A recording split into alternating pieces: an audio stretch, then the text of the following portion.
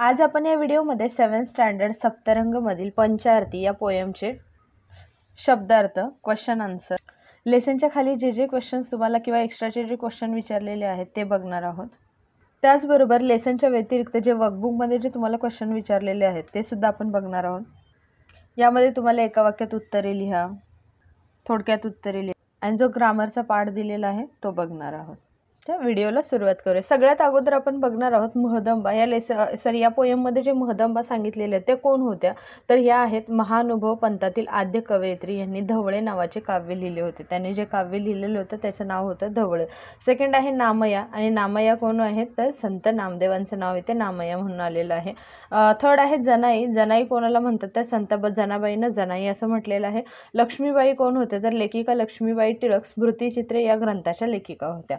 त्याच्यानंतर फिफ्थ आहे बहिणाबाई, तर बहिणाबाई ह्या कवयित्री बहिणाबाई चौधरी आहेत। आणि अहिल्या कोण आहेत तर अहिल्याबाई होळकर यांचा उल्लेख इथे अहिल्या म्हणून आलेला आहे। सेवन्थ आहे जिजाई, ह्या छत्रपती शिवाजी महाराजांच्या आई होत्या। त्यानंतर आहेत शब्दार्थ। पहिला आहे स्वागत, स्वागतचा अर्थ येणार आहे आदर सत्कार आणि त्याला इंग्लिशमध्ये म्हणतात वेलकम। सेकंड आहे पवित्र, पवित्रचा दुसरा अर्थ येणार आहे पावन आणि त्याला इंग्लिशमध्ये म्हणतात सॅक्रेड। त्याच्यानंतर नेत्र, नेत्र म्हणजे डोळा आणि त्याला इंग्लिशमध्ये म्हणतात आईज। त्याच्यानंतर नौबतचा आहे मोठा नगारा आणि त्याला इंग्लिशमध्ये म्हणतात लार्ज केटल ड्रम। त्याच्यानंतर आहे मान, मानचा दुसरा शब्द येणार आहे आदर आणि त्याला इंग्लिशमध्ये म्हणतात रिस्पेक्ट। आणि अबीर म्हणजे काय तर काळा बुक्का किंवा त्याला इंग्लिशमध्ये सुद्धा अबीरच असं म्हणतात। त्याच्यानंतर खाली आहे खालील प्रश्नांची उत्तरे लिहा। पहिला प्रश्न आहे महाराष्ट्राचे स्वागत कोण करीत आहे, तर महाराष्ट्राचे स्वागत सह्याद्रीचे कडे व मानाच्या धनीनी करीत आहेत। सेकंड नंबरचा क्वेश्चन आहे सह्याद्रीच्या कड्यावर काय वाजत आहे, म्हणजे सह्याद्रीच्या कड्यावरती वाऱ्याची नौबत वाजत आहे। नौबत म्हणजेच काय तर एक मोठा नगारा वाजत आहे। तो नगारा का वाजत आहे तर तो या सह्याद्रीची आणि ह्या महाराष्ट्राची जी कीर्ती आहे तो सांगत आहे। अशा प्रकारचं वर्णन ह्या कवितेमध्ये केलेलं आहे। थर्ड नंबरचा क्वेश्चन आहे पंचारती कोणाच्या हातात आहे, तर पंचारती कोणाच्या हातात आहे, पंचारती जिजाईंच्या हातात आहे। त्याच्यानंतर फोर्थ नंबरचा क्वेश्चन आहे अहिल्यादेवींच्या हातात काय आहे, तर अहिल्यादेवींच्या हातात पुण्यतीर्थाचा कलश आहे। पुण्यतीर्थाचा कलश म्हणजेच काय तर अहिल्यादेवींनी खूप सारी मंदिरं बांधली होती आणि मंदिरांची जागा कशी असते तर पुण्याची असते, त्यामुळे त्यांना काय सांगितले आहे तर अहिल्यादेवींच्या हातात पुण्यतीर्थाचा कलश आहे। तव्याची भाकर कोणी आणली, तर तव्याची भाकर अहिराणी बहिणाबाईंनी आणली। आता बहिणाबाईंनीच का आणली, कारण बहिणाबाईंच्या ज्या कविता होत्या त्या भाकरी करता किंवा आरे भाकर भाकर पहिले हाताला चटके मग मिळते भाकर, ह्या ज्या कविता आहेत कवितेमधून त्यांनी समाज प्रबोधन करण्याचं काम केलं होतं। म्हणून त्यांचा म्हणजे तव्याच्या भाकरीचा मान हा कोणाला मिळालेला आहे तर अहिराणी बहिणाबाईंना। प्राणांचे रंग भरून कोणी चित्रे रेखाटली आहेत, तर प्राणांचे रंग भरून लक्ष्मीबाईंनी चित्रे रेखाटली आहेत। म्हणजे चित्राच्या माध्यमातून लक्ष्मीबाईंनी समाज प्रबोधन करण्याचं काम केलेलं आहे। 7th नंबर आहे महाराष्ट्राच्या स्वागतासाठी कोण कोण आले आहेत, आणि उत्तर आहे महाराष्ट्राच्या स्वागतासाठी महदंबा, जनाई, लक्ष्मीबाई, बहिणाबाई, अहिल्यादेवी आणि जिजाई या मानाच्या धनींनी आलेल्या आहेत। त्यानंतर आहे खालील कवितेच्या ओळी पूर्ण करा। काळ कवाड फोडून आल्या आल्या साऱ्या जणी महाराष्ट्राच्या स्वागता आज मानाच्या धनी, कारण त्या काळ म्हणजे काय तर त्यावेळची जी वेळ होती आणि कवाडचा अर्थ येणार आहे दरवाजा, म्हणजेच जे बंधनं होती जे दरवाजे होते त्या तोडून त्या महाराष्ट्राच्या समाज प्रबोधनासाठी ह्या सगळ्या पुढे आल्या होत्या, त्यामुळेच ह्या काय आहेत मानाच्या धनीने आहेत, म्हणजेच काय तर ह्या मालकीने आहेत। म्हणजे पुरुष तर समाज सुधारणेचं काम करतच होते, पण जेव्हा ह्या स्त्रिया आल्या तेव्हा अजून समाजाचा किंवा आपल्या महाराष्ट्राचा अजून उद्धार झाला, म्हणून ह्यांना मानाच्या धनीने असं म्हटलेलं आहे।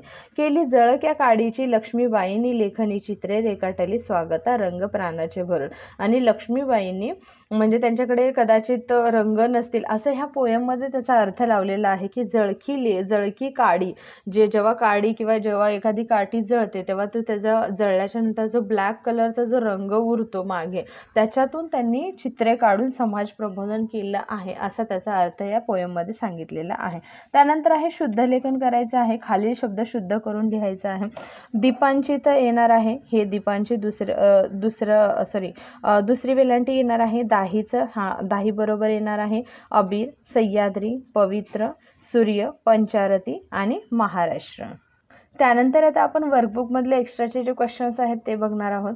कवितेतली कडवी पूर्ण करा, म्हणजे ज्या लाईन्स आहेत त्या आपल्याला पूर्ण करायच्या आहेत पोयमच्या. अहिराणी बहिणाबाई आणि तव्याची भाकर ओवाळून टाकायला उभी राहिली तत्पर.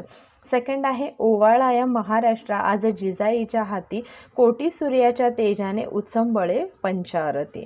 त्याच्यानंतर आहे कवितेचा भावार्थ लिहून काढायचा आहे, म्हणजेच ह्याच्यातून तुम्हाला काय अर्थ समजला आहे किंवा कवीने काय सांगण्याचा प्रयत्न केलेला आहे हे आपल्याला सांगायचं आहे. काळ कवाड फोडून आल्या आल्या साऱ्या जणी महाराष्ट्राच्या स्वागता आज मानाच्या धनीने. तर त्याचा अर्थ काय होणार आहे? काळ कवाड म्हणजे काय? काळाला झुगारून, म्हणजे काळाची बंधनं तोडून, सर्व बंधने किंवा दरवाजे तोडून या सर्वजण महाराष्ट्राच्या स्वागतासाठी आलेल्या आहेत आणि याच खऱ्या महाराष्ट्राच्या आज मानाच्या मालकीने आहेत. महाराष्ट्राला खऱ्या अर्थाने सुजलाम सुफलाम बनवणाऱ्या खऱ्या त्या मालकीनी किंवा मानकरी आहेत. अशा प्रकारचा अर्थ तुम्ही तुमच्या शब्दामध्ये लिहू शकता. सेकंड नंबरचा आहे नामयाच्या जनाईने केले सडा संमार्जन हात अबीर मंजिरी गंधे भारिले गगन. याचा अर्थ येणार आहे नामदेवांच्या जनाबाईंनी या महाराष्ट्राला सुजलाम सुफलाम करण्यासाठी सडा संवर्जन केले आहे. सो सडा संवर्जन म्हणजेच काय? तर मराठीमध्ये त्याचा अर्थ असा लागतो की शेणाने अंगण सारवणे, म्हणजेच काय तर अंगणाला एक स्वच्छता म्हणा किंवा एक वेगळे कलाटणी देणं किंवा एक सुंदर दिसण्यासाठी जे अंगण सारवले जातं त्याला सडा संवर्जन असं म्हणतात. त्याच प्रकारे महाराष्ट्राच्या प्रबोधनासाठी संत जनाबाईने अभंगाच्या माध्यमातून जे काही समाज प्रबोधन केलं होतं ह्याचा अर्थ इथे असा सांगितला आहे की समाज प्रबोधनाचं सडा संवर्जन हे जनाबाईने केलेलं आहे. तिने हातात अबीरचा अर्थ येणार आहे काळा बुक्का आणि मंजिरी म्हणजेच काय तर तुळशीची फुले, तुळशीच्या फुलाला मंजिरी म्हणतात. यांच्या गंधाने पूर्ण आकाश भरले आहे, म्हणजेच काय तर त्यांची जी लेखणी आहे, त्यांचे जे अभंग आहे त्याच्यातनं त्यांनी समाज प्रबोधन करण्याचं काम केले आहे. म्हणजेच काय तर त्यांनी अभंगातनं समाज परिवर्तनाचे काम केले आहे, म्हणजे समाजाच्या सुधारणेसाठी ह्यांचा सुद्धा मोलाचा वाटा आहे. त्याच्यानंतर खाली आहे एका वाक्यात उत्तरे लिहा. पहिलं आहे कोणाचे स्वागत होत आहे. आता हे सगळं कोणासाठी चाललेलं आहे? तर मराठीच्या महाराष्ट्राचे स्वागत होत आहे. हे कोणासाठी सगळं चालले? तर मराठीच्या महाराष्ट्राच्यासाठी किंवा त्याच्या स्वागतासाठी हे सगळं ह्या ज्या मानाच्या धनीने आहेत ह्या उभ्या राहिलेल्या आहेत. महदंबेने कशाची आरास रचली आहे? तर महदंबेने काय केलं? तर महदंबेने दीपाची आरास रचली आहे, म्हणजे देवा घेऊन ती ओवाळत आहे, म्हणजे महाराष्ट्राची ती स्वागत करत आहे. थर्ड नंबर आहे तव्याची भाकर कोणी आणली? तर तव्याची भाकर अहिराणी बहिणाबाईंनी आणली. पंचारती कोणाच्या हातात आहे? तर पंचारती जिजाबाईंच्या हातात आहे. हे क्वेश्चन जवळपास सेमच विचारलेले आहेत. पंचारती कशाच्या तेजाने उचंबळते आहे? तर पंचारती कोटी सूर्याच्या तेजाने उचंबळते आहे. हा क्वेश्चन नवीन आहे जो आपल्याला टेक्स्टबुकमध्ये मिळालेला नाही आहे. सो हा काय आहे? वर्कबुकचा एक्स्ट्राचा क्वेश्चन आहे. तर पंचारती कोटी सूर्याच्या तेजाने उचंबळते आहे. त्याच्यानंतर आहे थोडक्यात उत्तरे लिहा. दीपांची आरास कोणी व कशासाठी रचली आहे? तर उत्तर काय येणार आहे? दीपाची आरास महदंबा यांनी केली आहे, म्हणजे सगळ्यात आधी दिवे लावून त्यांनी महाराष्ट्राचं स्वागत केलेलं आहे.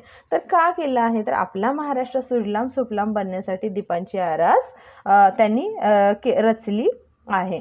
आणि त्यामध्ये शगुनाची सुरुवात म्हणजेच काय, ज्याची सुरुवात महाराष्ट्राच्या स्वागताची सुरुवात ही कोणापासून झालेली आहे? म्हणजे महिलांमध्ये, तर महदंबापासून झालेली आहे असं ह्या पोयममध्ये सांगितलेलं आहे. त्यानंतर आहे समानार्थी शब्द. सो समानार्थी शब्दाचं पंचचा विचारलं आहे मुख्य. मग ह्याचे दोन अर्थ येतात. एक पंच म्हणजे एक मुख्य येतो, दुसरा पाच येतो. आणि पंच म्हणजे दुसरा एक आपली जी पंचिंग मशीन असते, होल पाडण्याची मशीन, असं सुद्धा त्याचा अर्थ येऊ शकतो. नौबतचा अर्थ येणार आहे नगाडा, डंका किंवा कीर्ती. त्याच्यानंतर आहे कवाड. कवाडचा अर्थ येणार आहे दरवाजा, दार किंवा द्वार. धनिनीचं येणार आहे मालकिनी किंवा हकदार. आणि पुढे आहे शकुनचं येणार आहे शुभाशुभ किंवा चिन्ह किंवा शुभ संकेत पण येऊ शकतं. आरासचं येणार आहे सजावट आणि शोभा. दीपचं येणार आहे दिवा किंवा याम. गगनचं येणार आहे नभ आणि आकाश. त्यानंतर इंग्रजी शब्दांचं, म्हणजे हे जे मराठी शब्द दिलेले आहे त्याचे इंग्रजी अर्थ काय होणार आहे? प्राणचं होणार आहे लाईफ, डोळाचं होणार आहे आय, आनंदचं होणार आहे प्लेजर किंवा एन्जॉयमेंट किंवा डिलाईट पण होऊ शकतं. प्रकाशचं होणार आहे लाईट, हातचं होणार आहे हँड आणि तत्परचं होणार आहे रेडी, म्हणजे कुठल्याही गोष्टीसाठी तत्पर म्हणजे तो रेडी असतो असं.